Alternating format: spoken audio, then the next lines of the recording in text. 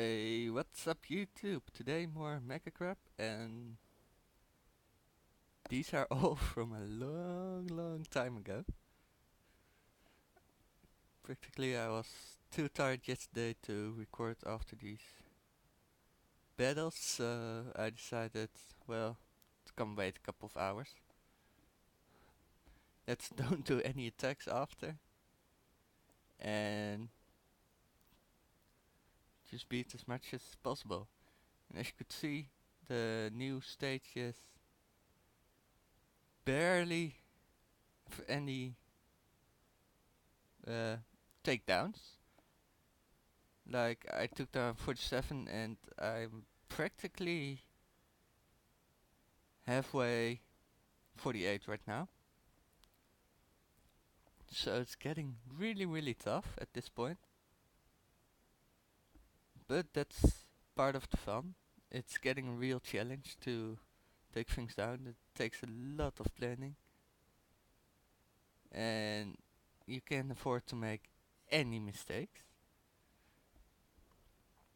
So what I did here is pretty much take down the beach and set things up for the final attack. This might have been in range. How I did things in the end, it didn't really come in range, but yeah, doesn't really matter. So second attack,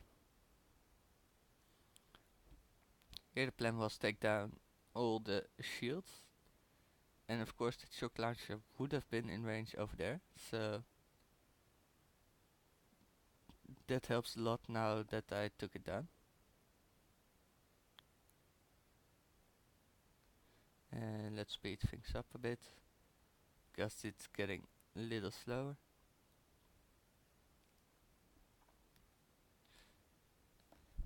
So getting rid of another rocket launcher, getting rid of the mines, so I have a good walking path with the hookahs. So the third attack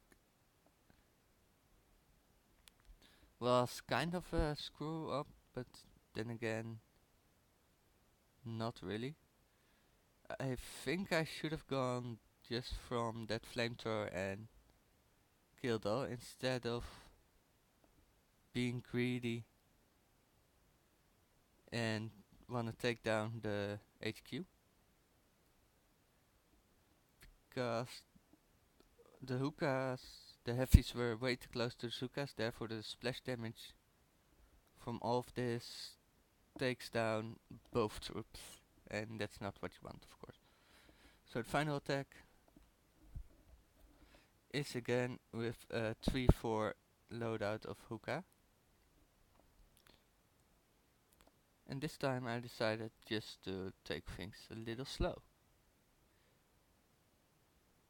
Flare them at the defenses, distract the cannon,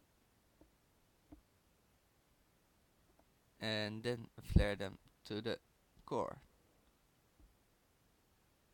HQ, doesn't really matter what you call it. And still, they were a little too close, but at least they got the job done. So 48 is a really big pain in the behind. There's pretty much a counter for everything, everywhere. I can't use skanks. Hookah is difficult, and pretty much every other combo also has counter.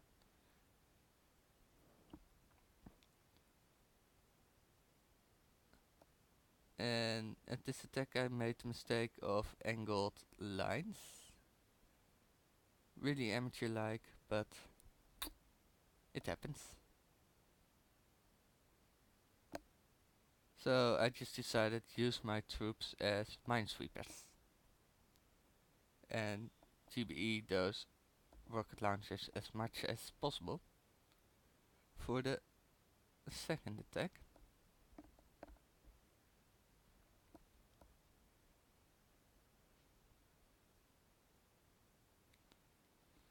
So here I took down the critter boxes over there just so I can flare them without them running wild. As you can see, the lines were way better in this attack. So now it's just being careful that I don't get blasted away, which I full on did. But luckily I still got rid of the shock launcher. And I was able to pull off one critter box in the laser rocket combination. So third and final attack for now. Getting rid of the mortar, so that is one less shock. And basically what I done is cut the lines a bit. You can walk your troops in a 45-degree line. Sorry for that. So that saves me one or two smokes. Which means extra GBE to fire.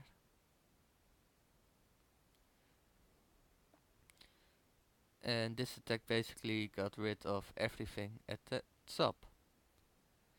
So what I'm thinking is for the next attack to just use a GBE attack, not troops.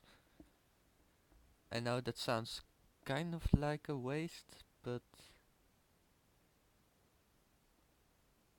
it's necessary, I think, to get rid of this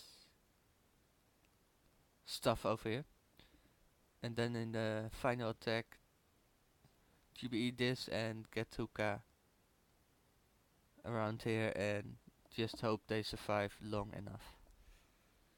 So I think it's 2 or 3 more attacks, which means basically that I almost used an entire loadout of attacks just for one stage. And I am nowhere near the top of the leaderboard, so that's kind of a shame, but 55, there's just no way I can do that, so there I have to just give up on my dreams of becoming in the top and have fun with how far I can get. So hope you enjoy this, hope you helped, and in a couple of hours you see the advantage of 48 and further. So see ya.